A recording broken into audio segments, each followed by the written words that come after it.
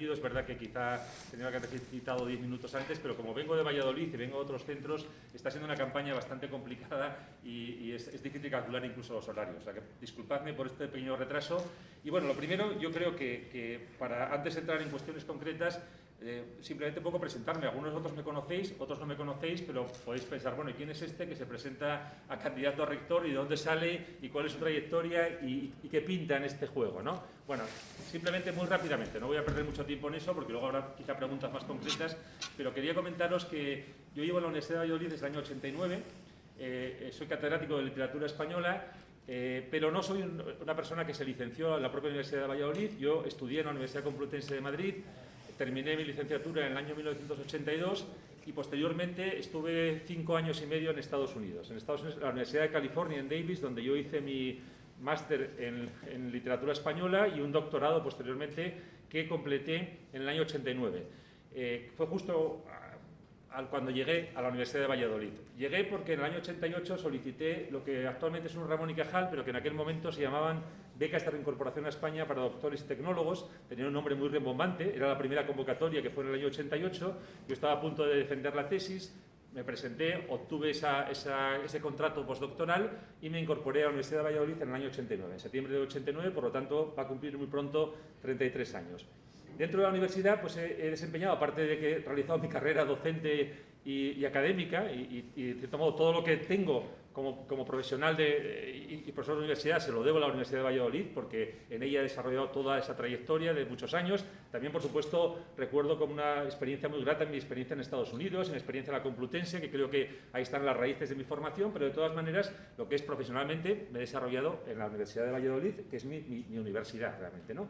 Ahí he desempeñado un poco por estar situados, estamos hablando de, yo opto a un puesto de gestión, pues qué es lo que yo he hecho en gestión, ¿no? Bueno, en gestión he hecho un poco casi de todo, diría, a veces en diferentes radios, ¿no? A veces cosas más o menos pequeñas, otras un poquito más amplias, y bueno, fui durante los años 90, durante 5 años fui secretario de los cursos para extranjeros de la Universidad de Valladolid, fue mi primera experiencia de gestión, eran cursos que se hacían en verano, en julio y agosto, en un momento en el que había muchísimos estudiantes, luego esos cursos desaparecieron, pero en aquel momento íbamos a tener quizás hasta 500 y 600 estudiantes durante esos meses de verano, yo me encargaba de coordinar esos cursos como secretario de los cursos. Luego fui secretario de departamento también durante unos años, posteriormente fui director de departamento durante 7 años y medio, de manera que también tengo experiencia en esa gestión, digamos, en el día a día de un departamento. Fui coordinador del programa de doctorado, también en mi departamento, un programa de doctorado de los que en su momento tenían apoyo del Ministerio porque era un programa de doctorado de excelencia, de manera que también he tenido esa experiencia. He sido desde 2003 hasta 2019 secretario de la Cátedra Miguel Delibes, que es una cátedra creada dentro de la Universidad de Valladolid en colaboración con la Universidad de Valladolid,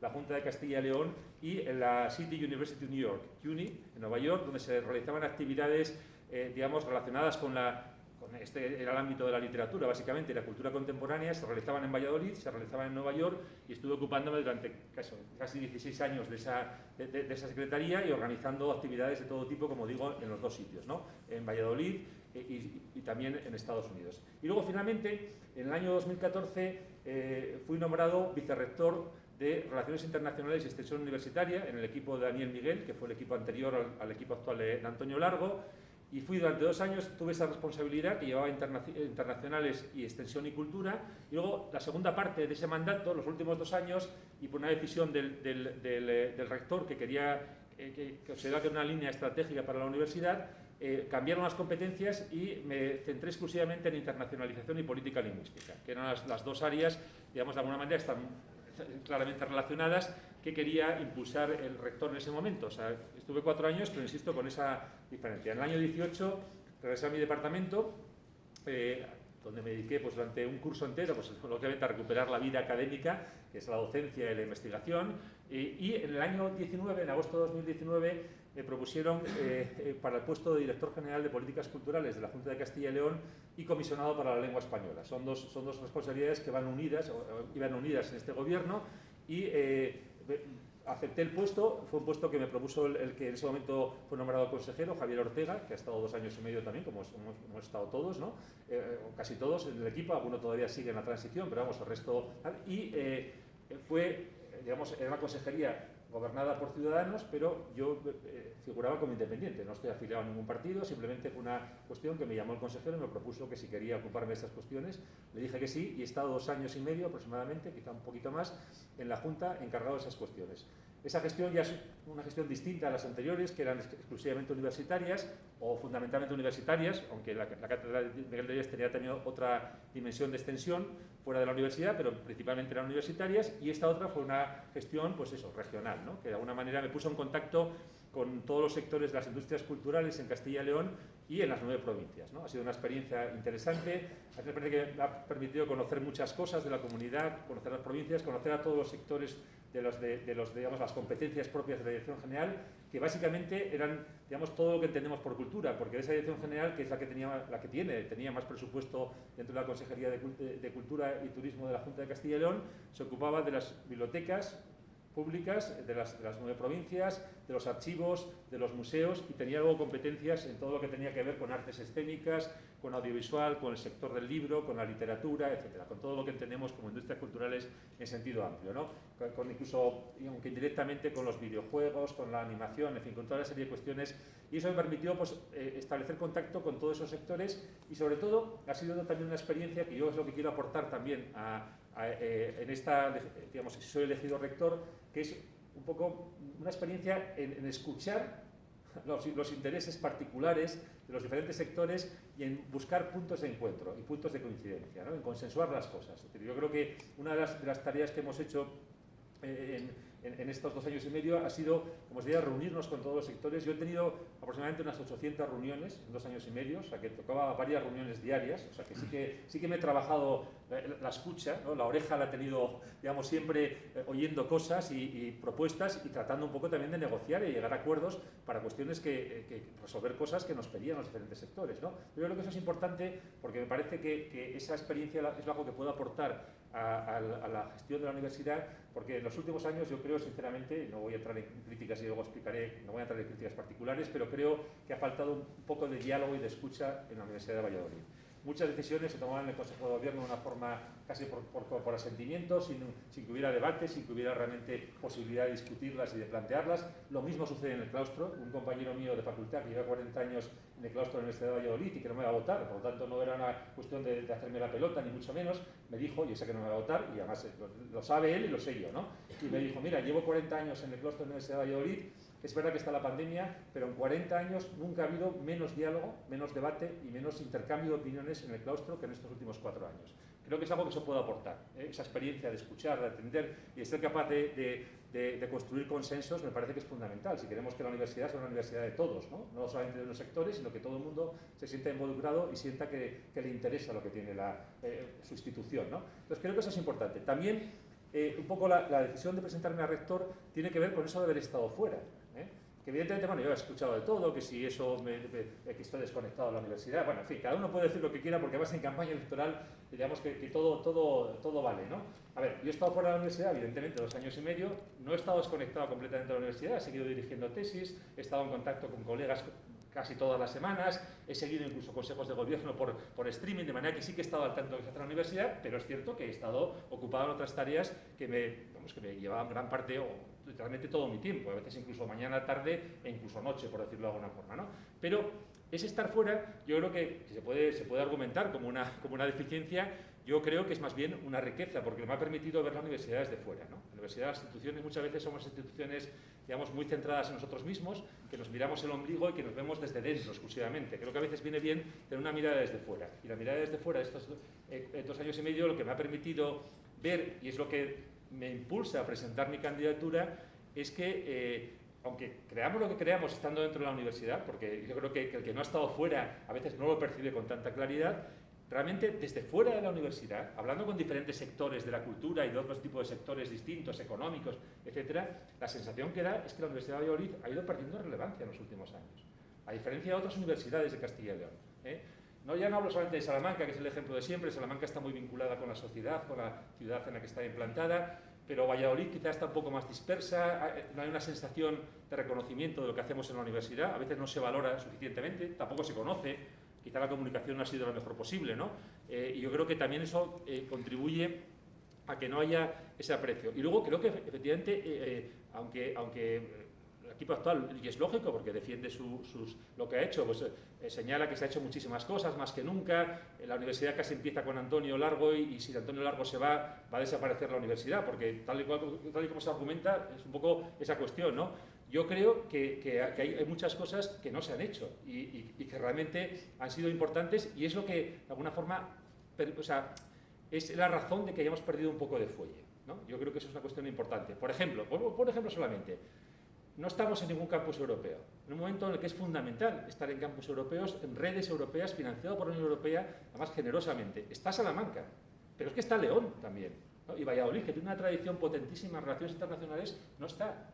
Eso no puede ser. Yo creo que hay cosas que uno puede argumentar lo que quiera, pero evidentemente los hechos están ahí, son objetivos y yo creo que aunque uno... Y luego además hay otra cuestión que también quiero aprovechar, porque yo creo que igual que quiero ser justo en el sentido de reconocer que se han hecho cosas estos años, y ahora explicaré cuáles se han hecho, cuáles me parecen importantes, cuáles quiero seguir apostando por ellas y además redoblando incluso la apuesta, si puedo, también es verdad que hay cosas de las que se han hecho estos últimos 4 años que no surgen estos 4 años, sino que vienen de más atrás. Y no solamente del equipo anterior, en el que yo formé parte, por decir, bueno, sí, claro, hay cosas que empezamos en el 16 y que luego se han puesto en marcha o se han consolidado en el 18, en el 19, en el 20 y que ahora presento como logros míos, pero en realidad ha surgido mucho antes, ¿no? Y yo creo que eso ha pasado en muchas cosas. Pero es que también otras cosas incluso anteriores, de equipos anteriores. Cuando yo llegué al Vicerrectorado de Relaciones Internacionales, puse en marcha muchas cosas, los semestres internacionales, por ejemplo, que han tenido bastante éxito en muchas facultades, pero a mí nunca se me ocurrió decir que eso era una cosa, un mérito exclusivamente mío. Yo creo que la institución tiene una trayectoria, ese proyecto se había iniciado un poquito antes de entrar nosotros en el equipo del que formé parte, de entrar en el rectorado, y bueno, a mí me correspondió concretarlo.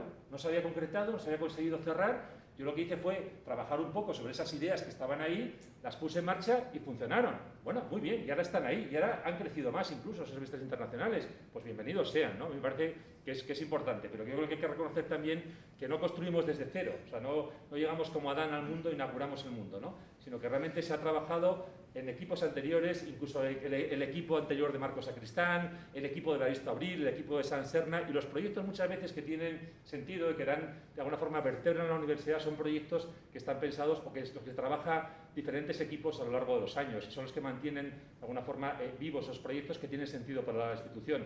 Por ejemplo, sería imposible abordar un plan director de obras importantes de infraestructuras si no hubiese habido una continuidad en el tiempo y si no hubiese empezado a trabajar un equipo a lo mejor hace 8, 10 o 12 años y luego se ha ido consolidando. Este campus no nace de un día para otro, ¿no? Ni nadie va a pensar que va a llegar al rectorado y decir, llego yo y de repente se inaugura todo, se abre todo, voy a cambiar todo, va a ser todo absolutamente nuevo a partir de ahora, va a ser distinto, ¿no? Yo creo que hay que tener un poquito más de humildad, ¿no? Y hay que reconocer que construimos efectivamente sobre lo que han construido otros y que sí, nuestro papel muchas veces es potenciar aquello que consideramos que ha sido útil, introducir nuevas ideas, que también es importante. Yo creo que tiene que aportar cada equipo y cada rector tiene que aportar nuevas ideas, porque si no, de alguna forma estaríamos en una especie de inercia que nos acabaría de alguna forma dejando en la inanidad, ¿no?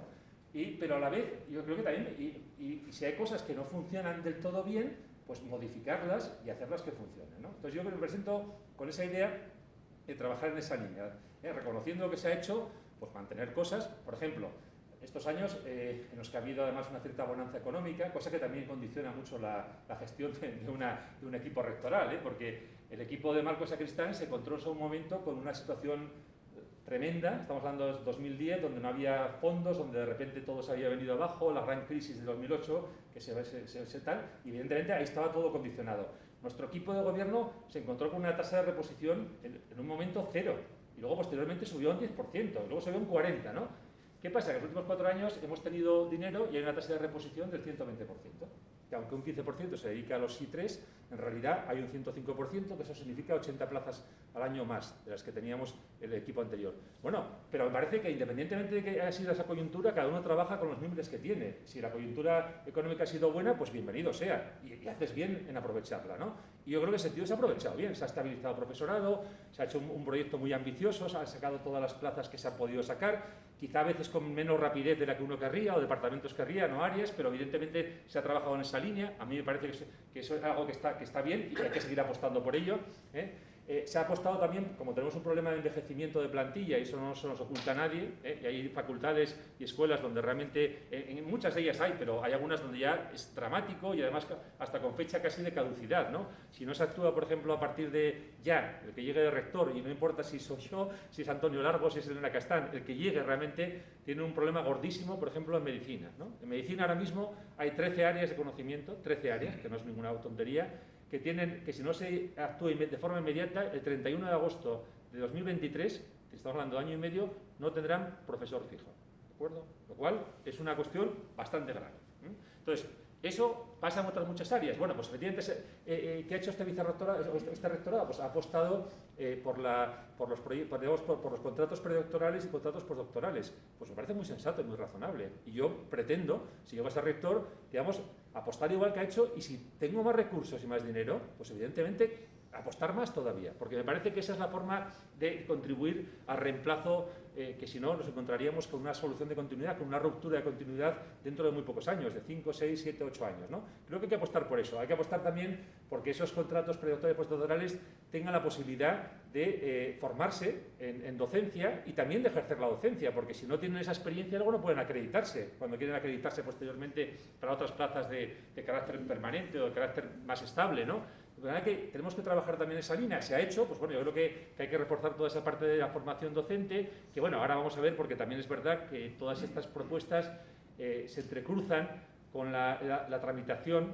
o la creación de la nueva ley de universidades, la LOSU, la Ley de Organización del Sistema Universitario, que se está trabajando en el Ministerio y donde seguramente pues ahí veremos en un plazo de 1 o 2 años, lo que tarde la tramitación parlamentaria, pues ahí nos encontraremos con cosas a las que tendremos que ajustarnos también de forma ágil, ¿no? Porque realmente es necesario adaptarse cuanto antes a este tipo de cuestiones, pero ahí va a haber algunas novedades. Esto que hablo, por ejemplo, de apoyar la docencia y la formación docente de los contratados pre- y postdoctorales, es algo que parece ser que, por lo que se dice en la prensa, ¿no? Eso se va a incluir en esa nueva ley y va a ser incluso obligado para, bueno, con gran debate también, porque aquí señalan que va a ser obligado para los ayudantes doctores, cuando muchos ayudantes doctores llevan muchísimos años enseñando, en fin. Habrá que ir ajustándose, pero yo creo que eso me parece que es una cuestión razonable. Y si los recursos económicos lo permiten, que habrá que luchar para que se mantengan esos recursos económicos, ese crecimiento que ha habido en los últimos años, que se mantenga y que se incremente si es posible. Ya veremos a ver cuál es la situación económica, pero en principio que se mantenga, pues lógicamente hay que seguir apostando por ese tipo de cuestiones. Yo creo que eso es importante, ¿no? También un poco, y he empezado a hablar de profesorado, creo que es importante darle una vuelta al documento de plantilla, que tiene ya muchísimos años y donde los profesores cada vez tenemos más cargas adyacentes a lo que consideramos como nuestro eje fundamental, que es la docencia y la investigación. Tenemos cargas administrativas, hacemos labores de transferencia y ese documento se ha quedado un poco anticuado. Necesitamos estudiarlo entre todos, plantearlo, analizarlo y ver qué cosas se pueden incorporar, incluso cómo valoramos la labor que los profesores realizan en todos esos ámbitos. Porque evidentemente hay que reconocer la gestión mejor de lo que está ahora. Hay cargos de gestión que no tienen reconocimiento ninguno, como los coordinadores de titulaciones, etcétera. Creo que eso hay que apostar por eso, hay que incluirlo ahí claramente, pero también la transferencia, insisto, todo lo que tiene que ver con las actividades que desarrolla el profesorado. Yo creo que eso que estuvo bien pensado en su momento, pero evidentemente todo evoluciona y como evolucionan también las necesidades y lo que hacemos como profesores, tenemos que ajustarnos para reconocer las cosas que realmente hacemos en todos esos ámbitos, ¿no? Incluso, bueno, ver, en algún momento se puede buscar también el sentido de reconocer cosas que no tiene por eso solamente la investigación, la transferencia también hay que valorarla, incluso habría que ver, no solamente valorarlo en descuento de horas, sino ver si incluso se podría considerar la posibilidad de compensar unas aportaciones con otras, en fin, eso hay que trabajarlo. No tengo tampoco una respuesta absoluta. Vamos, quiero decir a todo esto que dos cosas. Lo primero, bueno, el programa, antes se me olvide, está en la página web, que es joseramongonzalez.es, de manera que es muy sencillo de localizar, joseramongonzalez.es, y ahí es un programa que hemos pensado, que hemos trabajado, que abarca cosas muy distintas, no se presenta de forma habitual, no está organizado por grupos, PAS, PDI y estudiantes, sino que es un programa, buscamos líneas transversales, ¿no? Me parece que la universidad funcionamos todos como un engranaje, una maquinaria en la que todo de alguna forma se relaciona, la investigación, la docencia, el personal, digamos, profesorado, el personal de administración de servicios, los estudiantes. Entonces hemos buscado un programa en el que luego ya iremos desgranando propuestas concretas que os iremos enviando para cada colectivo, pero en principio hemos presentado de una forma un poco diferente a lo que es habitual este tipo de tal, pero que creo que responde a lo que es la propia universidad, donde la dinámica es una dinámica mucho más compleja y donde todo de alguna forma encaja una cosa con otra, ¿no? Una especie de líneas generales que son lo que organizan. Bueno, os decía que efectivamente, en ese proyecto, bueno, hemos pensado muchas cosas, hemos hablado con sectores diferentes de la universidad, con asociaciones de alumnos, con decanos, con colegas de todo tipo y, bueno, hay una serie de propuestas, pero evidentemente también reconozco que, digamos, tenemos limitaciones, todos los seres humanos. Es decir, no pretendo tener un conocimiento completo y absoluto, una especie de omnisciencia de la universidad en su conjunto, porque no. Porque es una institución compleja, enorme, con intereses muy diversos, con centros muy distintos, con campus diferentes.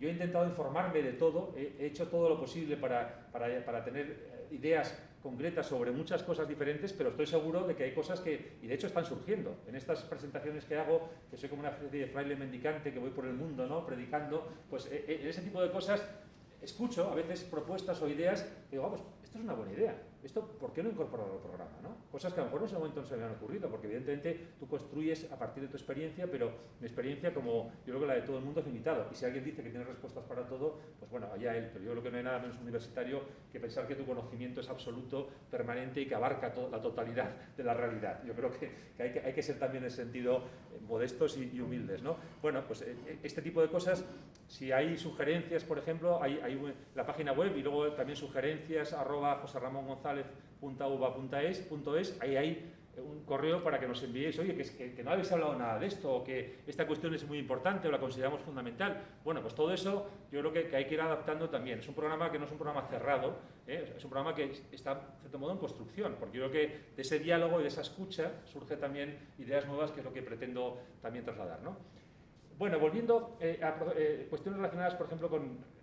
No puedo presentar todas las medidas porque sería inabarcable, luego me podéis preguntar vosotros si queréis cosas concretas, pero me gustaría alguna más. Por ejemplo, creo que es importante reforzar el apoyo a los centros y a los campus también, incluso económicamente, porque el presupuesto de los centros no ha variado en muchísimos años, ha disminuido en una serie de criterios que se aplican, pero es verdad que sigue siendo bastante escaso y tenemos que apoyar desde el rectorado de los centros, que son los que de alguna forma desempeñáis el trabajo día a día, sois los que estáis en el primer frente, ¿no?, con los estudiantes, veis los problemas, las dificultades. Creo que hay que reforzar el presupuesto de los centros y sobre todo también con planes de apoyo específicos que pueden ir, como se ha hecho a veces, desde la renovación de material, etcétera, pero también, por ejemplo, creo que es importante fomentar las actividades culturales en los centros a través de las asociaciones de estudiantes. Entonces habría que incrementar el presupuesto para las asociaciones de estudiantes para que puedan hacer cosas y que de alguna manera todo eso sirva también como elemento aglutinador dentro de cada uno de los centros. Me parece que es una cuestión importante, ¿no?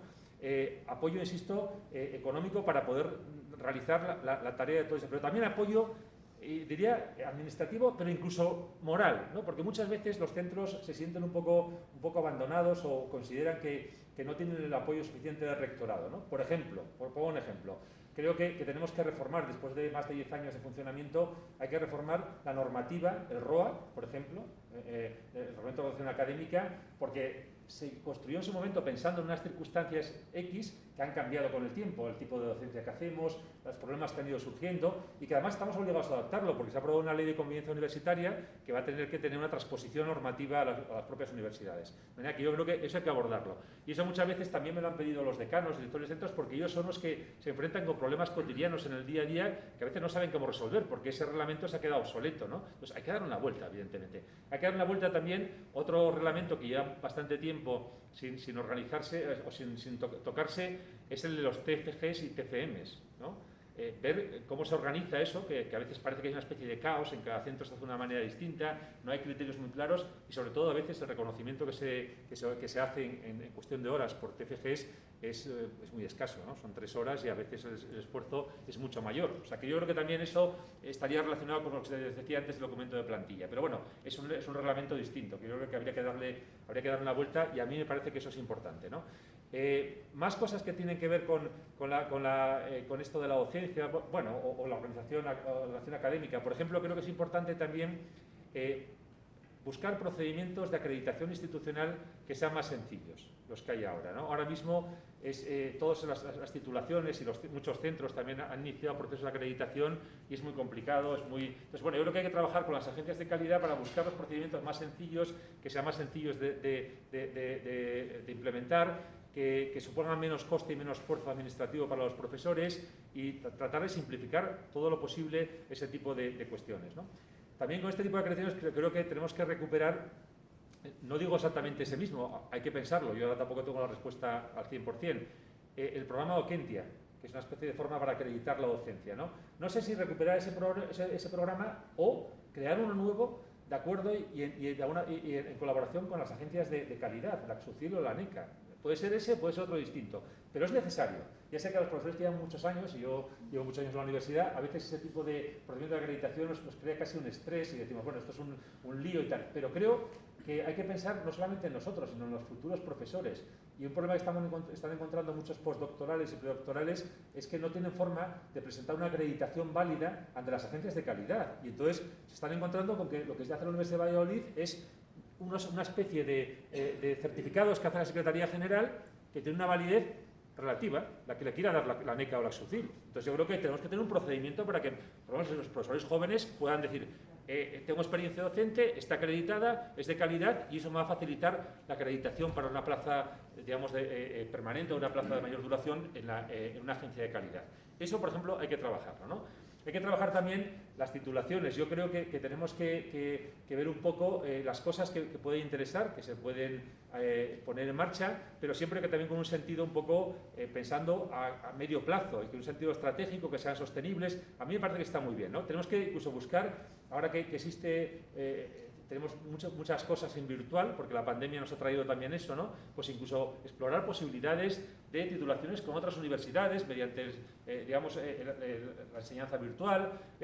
Hay que analizar todo eso, pero yo creo que también hay que darle una vuelta, y hay que darle una vuelta especialmente también no solamente a los grados, sino a los másteres y a los programas de doctorado, sobre todo a los másteres, porque realmente, y en esto coincidimos todos, por lo menos los restantes candidatos, tenemos un pequeño problema en la Universidad de Valladolid con los másteres, que no somos capaces de atraer estudiantes de fuera, pero a la vez tampoco retenemos a los nuestros, ¿eh? Y eso es un problema. Entonces, las razones son muy distintas, habrá que estudiarlo. Yo no digo tampoco que suprimir másteres, pero hay que hacer un análisis, una especie de pequeño observatorio de titulaciones para analizar con la gente que sabe, con los propios estudiantes, que son los que tienen la experiencia y saben por qué les interesa o no les interesa, cuáles son los problemas de ciertos másteres, que no acaban de tener. Y no significa que tengan que tener un número mínimo. Yo soy partidario, hay másteres que son importantes para una institución, para una sociedad, aunque tengan números mínimos. Y yo siempre pongo el ejemplo, a ver, si hay un máster de lengua hebrea, por poner un ejemplo, no vamos a tener 100 estudiantes. A lo mejor tenemos 6, pero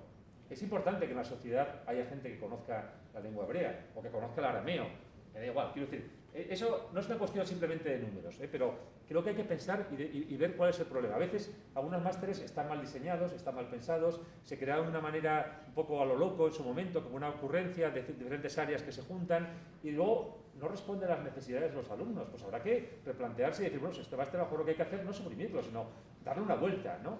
O másteres que también hay alguno que conozco, que en su momento surgen de áreas de conocimiento que tienen intereses además en consolidar plazas y lo hacen con mucho entusiasmo, pero también con muchos intereses particulares, que al final construyen una especie de pequeño Frankenstein, un máster Frankenstein, donde realmente al principio los titulares o los catedráticos quieren impulsarlo y dicen, bueno, vamos a poner este máster y yo doy clase. ¿Qué pasa? Que como realmente no tiene mucho más sentido o más allá de lo que es la defensa acérrima de cada área de conocimiento, al final no hay estudiantes. Entonces, como no hay estudiantes o no hay los estudiantes que para los, digamos, no se cumple la expectativa de estudiantes que había, pues ¿qué es lo que sucede? Pues que a veces estos másteres acaban impartiéndolos asociados, que además falsos asociados, es gente que acaba de terminar la tesis en julio y está impartiendo un máster en septiembre. Esto está pasando en algún departamento. Yo creo que eso no es de recibo. Si consideramos que los másteres y los doctorados son nuestro buque insignia de la Universidad de Valladolid, eso no se puede hacer. Es decir, hay un problema ahí. Entonces, el problema es que hay que analizarlo y hay que abordarlo, ¿no? En el caso de los grados es distinto porque yo siempre insisto, es más difícil captar estudiantes de grado, por la simple y sencilla razón de que habitualmente en España, y esto es lo habitual, los estudiantes estudian en su territorio. Un desplazamiento para 4 años, para un grado de 4 años, supone un coste elevado que muchas familias no pueden o no quieren plantearse, entonces la movilidad es mucho menor y ahí, de cierto modo, estamos más condicionados por la demografía. La demografía en Castilla y León sabemos cuál es, ¿no? Va disminuyendo y, por lo tanto, el número de candidatos para los grados disminuye. Es verdad que si diseñamos grados muy originales y muy novedosos, que tengan futuro, es posible que atraigamos estudiantes de otras provincias. Segovia podría traer estudiantes de Madrid, o otras provincias limítrofes, ¿no? Incluso otras regiones, efectivamente, se puede traer de otros sitios. Pero, digamos que ahí la movilidad es menor. Sin embargo, másteres y postdoctorados, si hay una movilidad muy grande en España, entonces, si no vienen a estudiar con nosotros, tenemos que pensar por qué. No sé si hay una solución definitiva, vuelvo a lo mismo, pero si no abordamos el problema, si no lo estudiamos, si no lo analizamos con las partes interesadas, que son los profesores, coordinadores de grados, los centros, los estudiantes, ¿no? Entonces nunca vamos a saber qué está pasando y nunca vamos a poder ofrecer una solución. Por lo tanto, ahí hay que trabajar también en esa línea, ¿no? Creo que eso es una cuestión fundamental, ¿no? Bueno, yo creo que hay más cosas. Creo que tendríamos que, por ejemplo, dentro de la digitalización, pues avanzar en muchas cosas, en la administración digital, que se han hecho muchas cosas, pero son cosas muy mejorables. ¿Qué os voy a contar de la página web de la universidad que no sepáis vosotros, ¿no? Esa página web realmente necesita una revisión a fondo, porque es el rostro de la universidad ante el mundo, ¿no? Y es una página web donde ahora mismo es un caos. Tú pinchas en un enlace y te lleva al formato anterior de la página web, ¿no? Y como me decía un estudiante de ingeniería, lo que no tiene sentido es que la página más visitada de la Universidad de Valladolid sea error 404.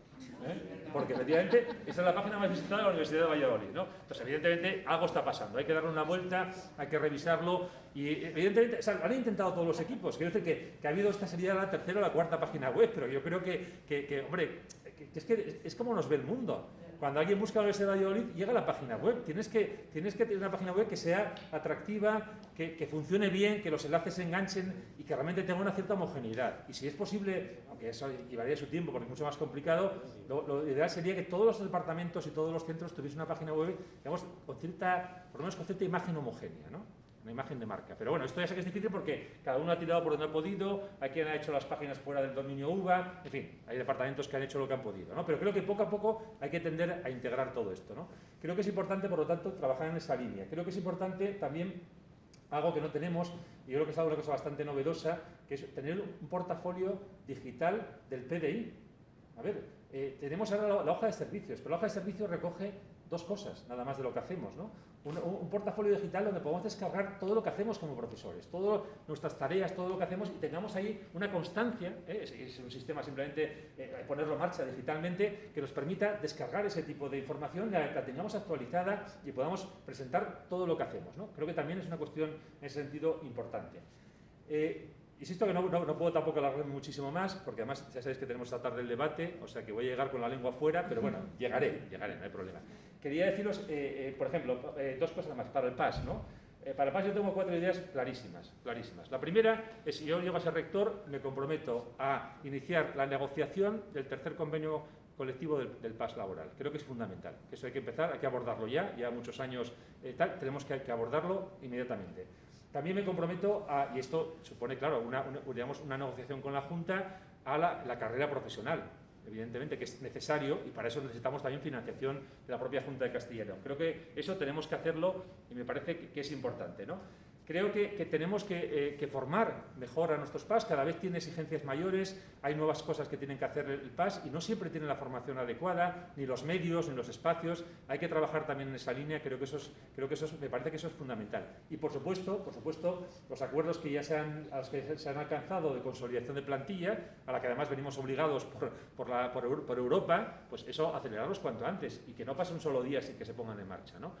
Con la cadencia que se pueda, ¿no? Pero evidentemente hay que hacerlo y cuanto antes mejor. Eso no se puede posponer ni dejarlo más allá en el tiempo. Creo que eso es importantísimo. Y luego, bueno, pues habría que también hacer un estudio a veces de necesidades de personas de administración en diferentes sitios o áreas o centros y tratar de ajustarlo a las necesidades reales, ¿no? Ya sé que esto no siempre es fácil porque a veces la plantilla es muy estática y es muy rígido, ¿no? Pero creo que hay que trabajar en esa línea, ¿no? Por ejemplo, estaba fijándome ahora, yo creo que tendríamos que, esto tiene más que ver con investigación, pero tendríamos, por ejemplo, que integrar todo el servicio de ayuda a la investigación en un servicio único. Ahora tenemos, por una parte, el servicio de investigación de la UBA y el servicio de investigación de proyectos europeos de la FUNGE. ¿De acuerdo? Eso para mí es una disfunción, porque además lo que se tramita desde la FUNGE queda vinculado a la FUNGE por el CIF que tiene y, por lo tanto, no reconocido como Universidad de Valladolid. Con lo cual, en los rankings, los proyectos europeos no nos cuentan. Pues, difícilmente vamos a poder subir en los rankings si están vinculados a la FUNGE. La FUNGE puede trabajar, puede ayudar, puede ser un ente administrativo que colabore en la solicitud de proyectos, pero deberían estar vinculados a la propia universidad. En ese sentido, el servicio de investigación tendría que ser no solamente un servicio de tramitación administrativa, sino un servicio proactivo que colabore y que ayude digamos, en el diseño de los proyectos, incluso en la redacción de los proyectos, en todos los pasos que lleven a conseguir proyectos nacionales e internacionales. Eso es fundamental. Creo que ahí nos llevan la delantera en muchas otras zonas de España. Por ejemplo, las universidades catalanas, donde tienen unidades de apoyo a la tramitación y a la gestión, que son fundamentales, y así consiguen un porcentaje de éxito enorme, a diferencia de otros lugares, de otras universidades españolas, ¿no? Ahí, por ejemplo, habría incluso la posibilidad, y esto habría que estudiarlo. Yo creo que, vamos, a mí me parece que tendríamos que hacerlo, pero bueno, también hay que ser realistas, hay que ver con qué dinero contamos. A todo esto ha habido crecimiento económico, ha habido expansión presupuestaria. La previsible hasta hace apenas unos meses era que siguiese creciendo con los fondos europeos. Bueno, todos sabemos lo que desgraciadamente está pasando en Ucrania, y eso puede ser o podría tener la consecuencia de que la prioridad, digamos, de las inversiones de la Unión Europea se reconsiderasen o fuesen a otros sectores diferentes, y eso condicionaría realmente el desarrollo, la llegada de fondos. Pero bueno, hay que, con lo que podamos, ¿no? Pero quiero decir que yo creo que si se puede, por ejemplo, habría que incluso aportar dinero para que en los proyectos europeos, que a veces uno incurre en gastos previos y luego se resuelve mucho más tarde, pues dar una pequeña ayuda inicial para impulsar la solicitud del proyecto. Creo que todo eso hay que hacerlo, tendríamos que hacerlo, ¿no? Pero bueno, yo creo que son cuestiones, ahí hay que buscar gestores profesionales, habría que crear nuevas figuras del PAS. Tampoco hace falta que sea mucha gente, pero sí que hay que tener gente especializada que pueda trabajar en esa línea, que sean no solamente que tramiten administrativamente, sino que sean capaces de proponer, que sean proactivos, etc. Yo creo que también es importante, ¿no? Respecto, se me quedan cosas por ahí, porque hablando de proactividad, creo que también es importante, hablando de envejecimiento de plantillas, yo creo que necesitamos anticiparnos a lo que va a pasar y planificar con tiempo.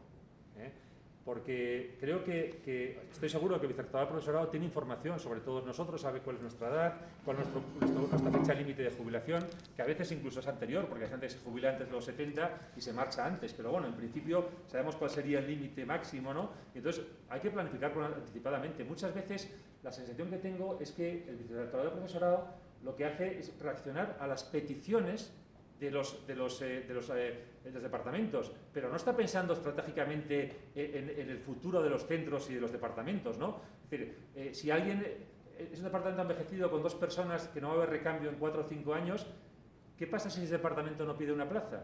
Pues que no se le da la plaza, porque solamente se reacciona frente a lo que te piden, ¿no? Yo creo que hay que analizarlo. Bueno, pasan cosas rarísimas, tenemos una transparencia enorme, estamos en el ranking. Por cierto, todo ese proceso de transparencia se inició en el anterior equipo, y se puso en marcha con el anterior equipo, más que bueno, se ha ido consolidando en el tiempo. Pero, por ejemplo, yo he sido incapaz de encontrar en las páginas web de la universidad cuál es la pirámide de edad del profesorado de la Universidad de Valladolid.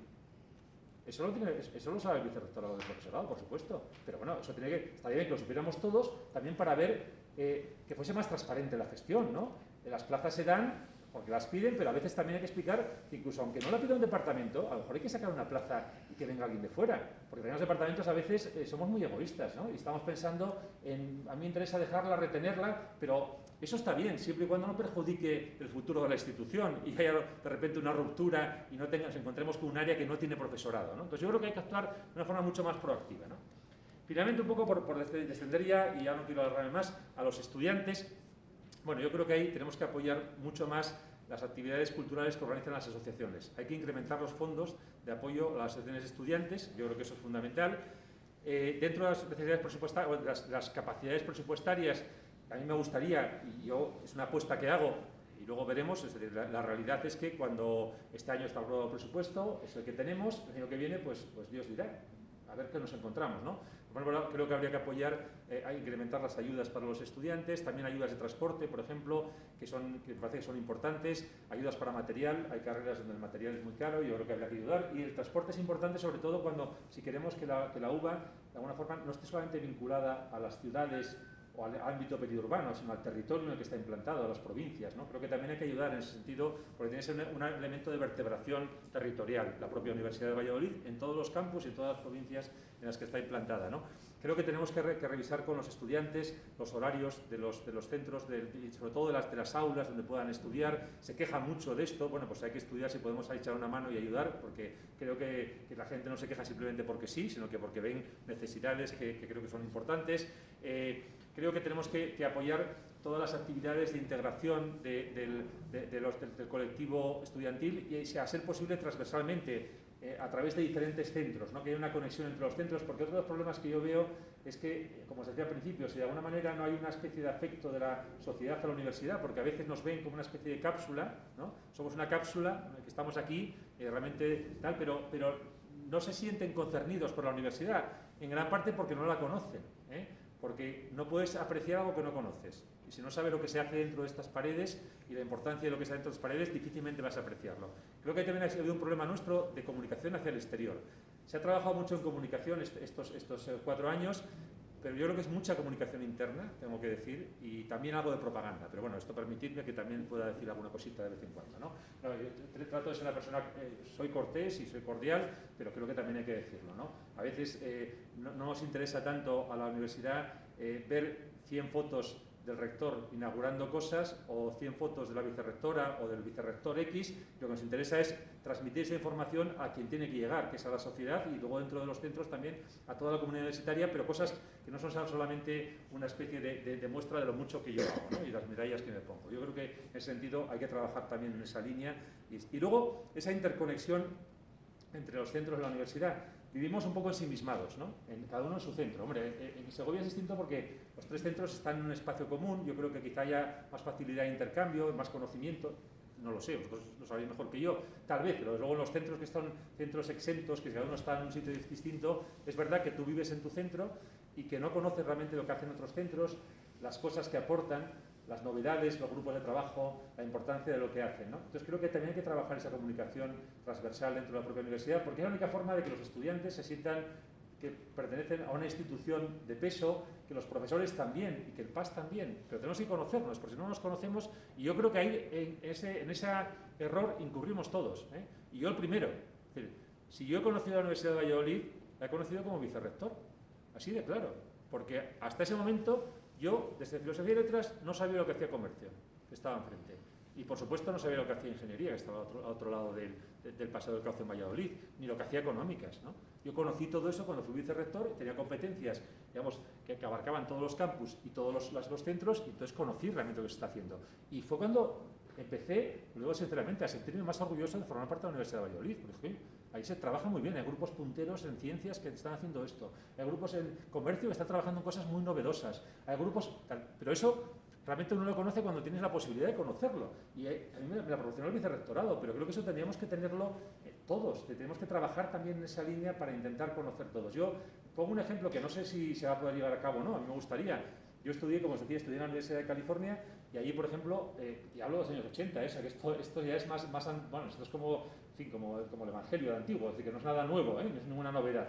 Pero ahí, por ejemplo, había una jornada anualmente de puertas abiertas. Pero no puertas abiertas pensando solamente en los estudiantes que vengan, que es lo que se hace ahora, una jornada de puertas abiertas para captar estudiantes, una jornada de puertas abiertas para que los propios profesores, el Programa de Servicios y la sociedad conocieran todo lo que se hacía en todo el campus. Y ese día uno entraba hasta el último rincón de la casa, para entendernos, en un campus enorme, Davis es un campus enorme de muchísimas hectáreas, ahí te recorrías en un día todo lo que querías. Tú entrabas a un laboratorio de genética y veías lo que estaban haciendo. Y ese día habían preparado un poco para enseñarte y te explicaban, aquí hacemos esto, con esto y con esto y con esto. Bueno, ¿qué pasaba? Que tú al final terminabas ese día y te volvías a tu casa y decías, joder, pues es que estoy en una institución potente, O sea, esta institución, caramba, aporta muchas cosas a la sociedad, ¿no? Y también la gente que venía del pueblo, porque había gente de fuera que venían ahí. Entonces, creo que no solamente es captar estudiantes, que eso está muy bien, pero también hay que hacer este tipo de tareas de comunicación para que todos, de alguna forma, nos sentamos parte de la Universidad de Valladolid. Y bueno, yo no sé, porque os he contado tantas cosas bueno, en el programa hay más cosas, ya os iremos enviando más cosas a lo largo de estos días a través del correo. Tampoco quiero saturaros, porque yo creo que es como la atención de los estudiantes, que es limitada, ¿no? Y si uno está todo el día bombardeando con correos, pues al final vais a decir, bueno, es que esto no los abro porque es otro pesado, otro correo de Ramón o lo que sea, o de quien sea, me da igual, ¿no? Entonces no, pero bueno, sí que os enviaremos algunas cosas más concretas, y sobre todo eso me interesaría que si tenéis propuestas, sugerencias, consultas, dudas, lo que sea, que nos escribáis, porque creo que es importante. Para mí, desde luego, creo que sí. Además hay cosas que a veces uno...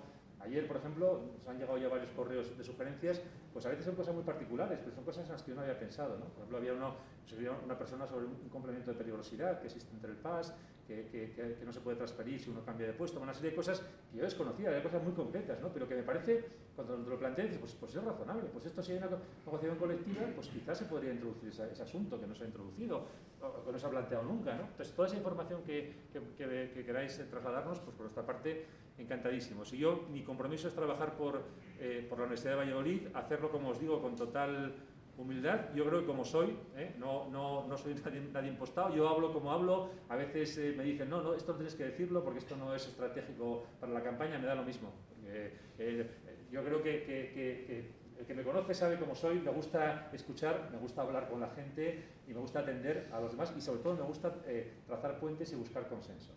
Creo que se puede hacer. Si uno quiere y tiene realmente la voluntad de hacerlo, se puede hacer. Otra cosa que uno se queda trincherar, pero eso ya ni es diálogo ni es nada. Tú te trincheras en lo que quieras y ya está. Pero yo creo que se puede llegar a puntos de encuentro, porque al final lo que interesa es que la institución continúe, ¿no? Y eso, y también sabiendo que efectivamente que no tengo todas las respuestas, que no tengo todas las soluciones, que me puedo encontrar con marrones que no me esperaba. Imaginaos, yo qué sé, como le pasó a Marcos Sacristán, que de repente tu presupuesto se reduce en un 30%. Pues claro, eso es un marrón que no solo desea ningún rector, ni al peor enemigo que tuviera en el mundo, ¿no?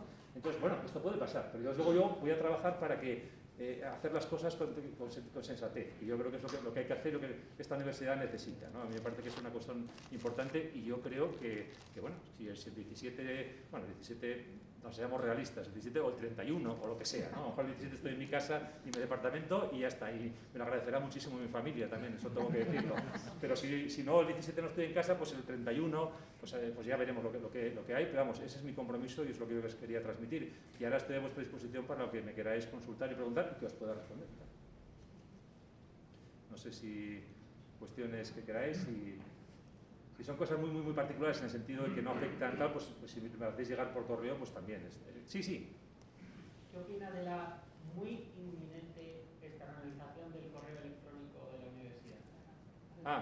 A mí no me gusta mucho esa idea, sinceramente, pero no sé exactamente en qué punto está.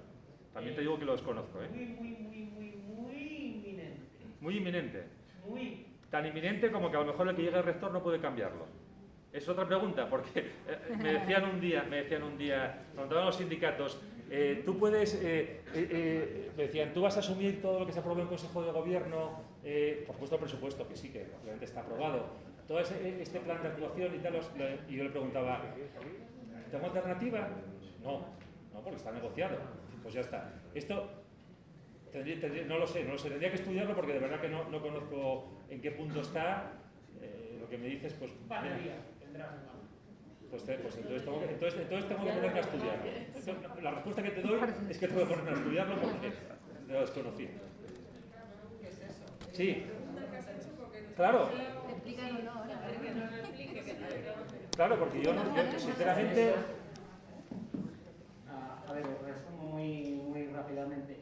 Ha habido un grupo de trabajo muy reducido con este equipo rectoral que ha estado trabajando para externalizar el correo de la universidad, pasarlo a la nube, que la universidad deje de tener control total sobre el correo de la universidad. ¿Me escuchas, Isa? Sí. Vale. Y es una parte del proyecto para pasarlo todo a la nube de Microsoft, pero en concreto el correo electrónico. En la última reunión que hemos tenido los TIC, es una cosa que está pendiente de que salga o continúe el rector actual y lo ponga en marcha. Pues también es verdad que al actual equipo de gobierno se le ha dicho que no hay un consenso general por toda la parte TIC de la universidad,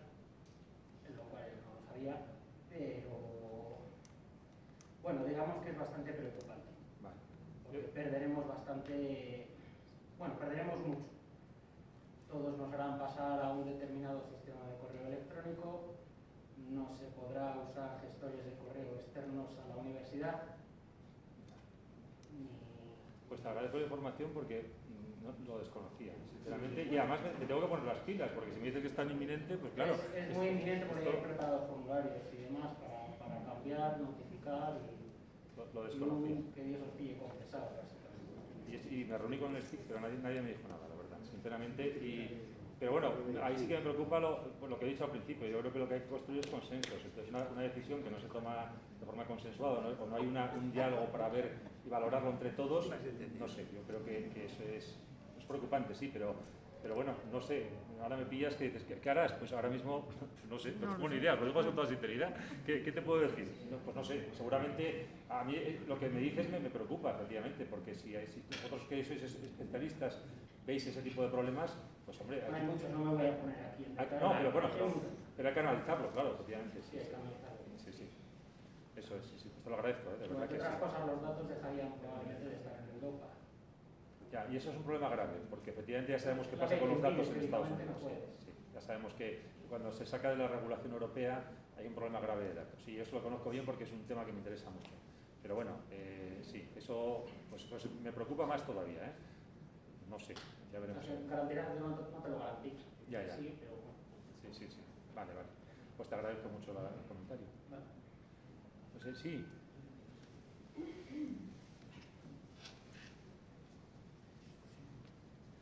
Bueno, buenos días. Has estado hablando sobre el tema del profesorado. Sí. Tenemos 3 campos de actuación, una parte es la docencia, otra parte es la gestión y otra parte es la investigación. Yo creo que está muy bien regularizado las horas que tenemos que dar de docencia, las horas de tutoría y el resto de investigación y de coordinación pues lo puedes hacer cuando te venga bien o te apetezca. Eso yo creo que está muy bien por esa libertad. Yo vengo de otro nivel educativo donde se trabaja de otra manera, pero también se convierte en algo muy perverso, porque la docencia se puede concentrar en un día, las tutorías, como no se regularizan, no se puede controlar, se dejan de dar. Si no quieres investigar y no quieres progresar en tu carrera universitaria como docente, pues allá tú. Por lo tanto, no investigas y te desvinculas de los cargos de toda esta de gestión. Vale, entonces, ¿a dónde voy? Pues que no sé si tienes contemplado que la propia universidad regule la presencia del profesorado en los centros. Bien, esa es una manera... entiendo perfectamente. Por varias razones. Primero, organizativamente es muy difícil, creo que ya te lo he comentado en alguna ocasión, para hacer horarios. Sí. Sobre todo los que tenemos profesores que vienen de fuera y quieren acoplar a su manera el horario. Y segundo, estamos perdiendo la vida del centro. Los profesores, yo ahora mismo me toca ser decano. Sí. Hay profesores a los que no he visto desde el principio de curso, porque no sé si están incluso. Entonces, ¿se va a poder regularizar esto de alguna manera? A ver, yo entiendo la pregunta y además creo que tienes razón, porque yo creo que nuestra obligación como profesores es, de alguna manera, actuar como tú dices que deberíamos actuar todos. Estar en el centro, participar en la vida académica del centro, ir todos los días, pero efectivamente eso no pasa. Imagino que en un campus de gente que viene de fuera es más complicado todavía, pero incluso en Valladolid, yo en mi facultad, y sobre todo a raíz de la pandemia, donde parece que se abrió patente de corso para que cada uno haga lo que le dé la gana, pues hay gente que no aparece o aparece nada más para dar su clase y su tutoría. La pregunta que yo me hago, a mí me gustaría que todo el mundo estuviera, pero además, y esto no lo digo simplemente por presumir, yo desde que estoy en la Universidad de Valladolid, desde hace años, yo voy todos los días a las 8 de la mañana a trabajar, o a las 8:10 llego a mi despacho, y a veces estoy solo, no y en todo el pasillo, pero bueno, yo voy porque creo que es mi trabajo. Sale mi mujer de casa a esa hora, salgo yo a esa hora, llego a trabajar, estoy hasta mediodía y a veces voy por las tardes, y muchos días. Pero efectivamente eso no lo hace todo el mundo. La pregunta es si se puede, y esa es la cuestión donde yo tengo mis dudas, y eso habría que consultarlo con servicios jurídicos. Yo no sé si podemos regular eso. Es decir, es funcionario, Sí, pero efectivamente, pero hombre, se podría... Se te paga. Sí, sí, se te paga y podrías fichar, pero el problema sí, pero el problema del personal docente investigador es que depende además de cada área, la investigación no siempre se hace necesariamente en el centro. Y entonces ahí tiene una dificultad, pues digo que no me parece mala idea, pero lo que no sé es si hacer eso habría que estudiarlo. Igual que piden permiso para ir a una plaza, para ir a un congreso, pues pueden pedir para realizar una investigación o ir a un centro, a una biblioteca, a un archivo, pues se pueden pedir permisos para dejar de estar en el centro. Ya. Bueno, pues habría que estudiarlo, sinceramente tampoco te sé, ahora mismo no tendría la fórmula jurídica para poder hacer eso, un reglamento, por ejemplo, que sea vinculante en ese sentido y que de alguna forma establezca, si no, una serie de... Sí, lo sé, no, y en muchas... Lo que más me molesta, sí. que me critiquen. Sí. Que me critiquen porque es que dicen que los profesores universitarios Ya. son de esta manera y actúan de esta manera. A mí me duele. Sí. O sea, no, si hay universidades de nuestro entorno que lo que pasa es que luego al final, por alguna razón, no acabó de funcionar. La Universidad de Burgos hace unos años puso una inspección de servicios, precisamente para controlar este tipo de cosas, ¿no?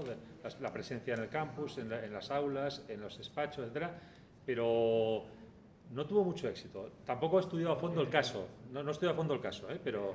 Antiguamente, en la escuela donde yo estaba, en la escuela de magisterio, hubo un reglamento interno donde se decía que un profesor titular debería tener mínimo, tenía que estar en la docencia, tenía que estar en 3 o 4 días. No sé si.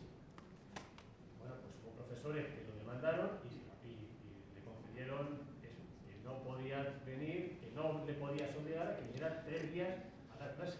A eso me refiero, Juan Carlos, que yo compartimos la visión y la idea, y creo que el compromiso tendría que estar con la propia institución, pero la pregunta es si se puede. Claro, si se puede. Sí. Todo para luego, ¿qué argumentos tienes para decirle a alguno, oye, a ver si vienes a la tutoría? Claro. No, que sí.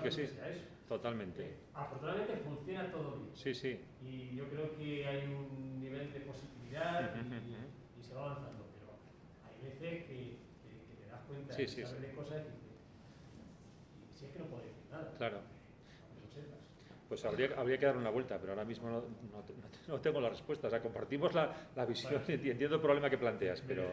Sí, no, me parece fenomenal, te lo agradezco, vamos, que yo encantado de... No, hombre, es que esas cosas es lo que hay que oír. Yo no quiero estar tampoco en un equipo, aunque no he hablado de equipo porque no voy a hablar de equipo, lo he dicho públicamente, no voy a hablar de este momento de equipo, ya habrá un momento de hablar de equipo, pero yo creo que el compartir opiniones distintas a veces es que es enriquecedor. Lo que no puede ser es que uno esté, que todo el mundo comparta tu visión necesariamente, porque puntos de vista distintos realmente son importantes. Y en este caso compartimos la visión, pero quiero decir que incluso que tú saques ese tema, a mí me parece fenomenal. No te puedo dar una solución ahora mismo, pero me parece, te lo agradezco realmente, ¿no?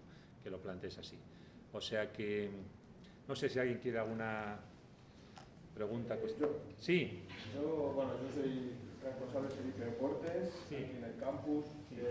Es un tema menor el deporte en la universidad, pero como has hablado del tema de la asociación de estudiantes y potenciar las actividades culturales, entiendo que también te refieres a las deportivas. Quería saber un poco la propuesta que tienes, porque nosotros aquí en el campus, los campus periféricos se sigue denunciando el efectivo centralismo que hay en Valladolid. Estamos peleando por la posibilidad de modificación de reglamentos que nos faciliten la participación en las competiciones. Has estado en el equipo rectoral y supongo que habrás oído hablar del Club Deportivo Universidad de Valladolid, los gastos que nos genera y la posibilidad que tenemos la gente de los campus de poder participar y formar parte de esos equipos, y lo que nos supone tampoco que nuestros estudiantes tengan acceso a esas becas deportivas. Sí, quería saber la línea que plantea tu servicio. No, yo lo que había planteado en principio es incrementar la partida para apoyar precisamente todo tipo de labores de asociacionismo que puede incluir, por supuesto, el deporte, ¿no?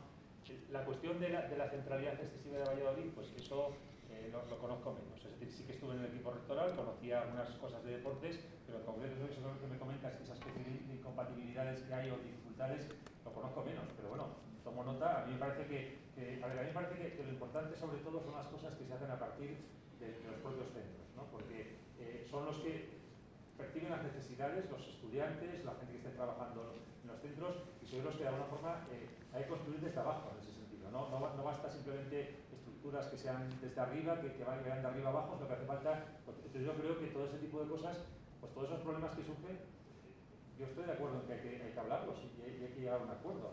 Y si hay que reorganizar los servicios para que tengan más autonomía o más capacidad los campus, pues me parece estupendo. Me parece estupendo, porque es que...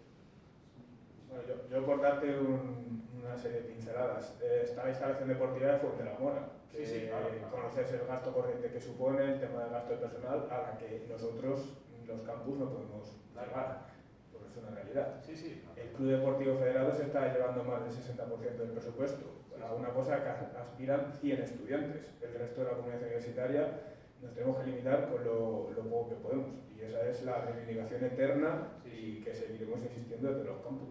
No, pues evidentemente tiene razón y habrá que trabajar para intentar equilibrar ese tipo de cuestiones.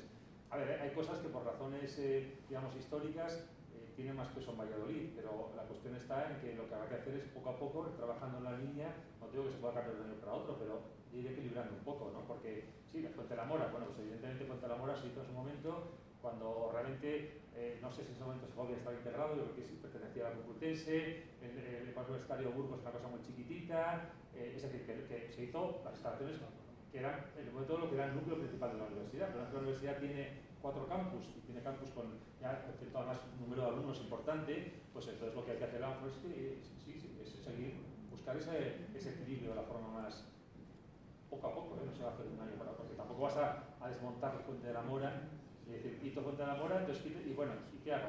No tengo recursos para hacer algo equivalente aquí. Y entonces, bueno, poco a poco habría que ir trabajando en ese equilibrio entre los campus, yo creo que sí. Porque además si no los campus no se sienten tampoco parte de la universidad. Y ese es un problema que también creo que hay que solucionar. Buenos días, muchas gracias por la visita y por las ideas que nos has dado. Me han parecido especialmente relevantes, cada uno tenemos nuestros intereses evidentemente, todo lo que decías en torno a la formación de proyectos no solo interdisciplinarios, sino también interuniversitarios. Yo les tendría, por lo menos en la necesidad de lo que hay aquí en Segovia en comunicación, a la idea de crear también programas de doctorado en los que muchas veces vamos a necesitar la asistencia o la colaboración con otras universidades. Además aquí podemos aprovechar la tradición porque venimos, como acabas de decir, de la Universidad Complutense, y eso al final es lo que nos puede permitir un poco, por una parte, no solo atraer a esos alumnos, sino lo que también comentabas de conservar nuestra propia cantera para poder ir formando a las personas y demás, ¿no? Entonces, en ese sentido, me gustaría si nos pudieras decir qué ideas tienes sobre cómo fomentar eso, a la vez que reducir a veces las cargas burocráticas de la Universidad de Valladolid, que no estoy diciendo que vayan en contra de un sistema de calidad, sino que a veces acaban siendo absolutamente absurdas. O sea, por ejemplo, la Universidad de Valladolid te reconoce 2 sesenios, pero luego cuando cambias a la figura de titular dejan de reconocértelos cuando te los has reconocido ya, porque tienes que volver a pedir la convalidación cada 2 años. Entonces, y mientras tanto, profesores como yo estamos dirigiendo tesis en la Universidad Complutense, porque en la Universidad Complutense pues es sencillísimo y aquí no es que sea complicado, es que no podemos. Entonces, ese tipo de cuestiones yo creo que tienen una fácil solución realmente, con una concepción un poco menos burocrática, y precisamente y entro un poco en debate con lo que planteaba Juan Carlos. Yo creo que la universidad, por supuesto, en la universidad hay que trabajar, todos sabemos quién trabaja y quién no trabaja, pero muchas veces en la universidad, el bueno para la universidad es que trabajes fuera de la universidad, porque te permite traer cosas a la universidad y te permite obtener luego resultados en esta universidad mucho más que si te quedas aquí y en un campus, en fin, unos candidatos lo llaman en red, otros periféricos y otros no sé qué, pero en un campus fuera del nodo central de la universidad. Bueno, yo creo que esas cosas que planteas, por ejemplo, la parte esa burocrática, pues hombre, yo creo que si se puede facilitar cambiando la normativa o reajustando las cosas, es que habría que hacerlo, pero no tiene ningún sentido, ¿no?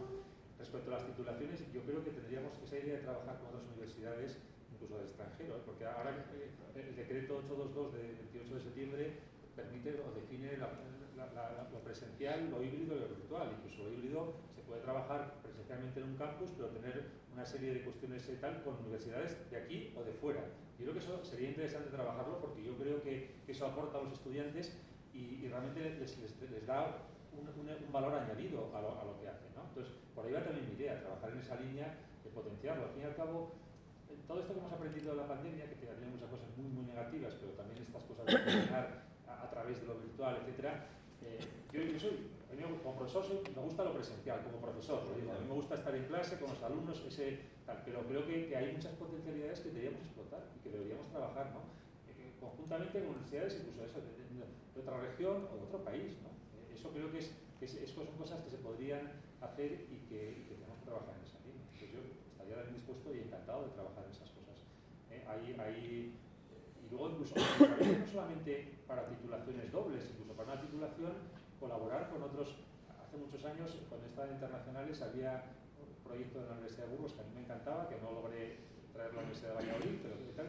Y era no me acuerdo exactamente en qué ingeniería, trabajaban durante un trimestre con una universidad extranjera, virtualmente, en dos grupos, el grupo de aquí y el grupo de allí, en un mismo proyecto, y de alguna forma colaboraban, ¿no? Y eso enriquecía todo, el conocimiento de idiomas, pero también cómo se trabaja en otros sitios. Para mí todo eso creo que es importantísimo y vamos, yo creo que deberíamos trabajar también en eso. Se lo agradezco. Bueno, ¿alguna cuestión más? ¿Alguna pregunta? Bueno, pues si no, ya es que, vamos, que... Tienes debate. Que dentro de un cuarto de hora, que tengo el debate a las 5, claro. Que es que voy a llegar, vamos, que me van a dar hasta el carnet de identidad, como se dice, como llega así un poco atontado. No, quiero decir que voy a intentar descansar un poco antes del debate, pero bueno, os agradezco muchísimo vuestra presencia, el tiempo que me habéis dedicado y nada más, cualquier cosa que ya sabéis del correo para sugerencias, ¿de acuerdo? Y sabéis dónde localizar. Venga, muchas gracias. Gracias.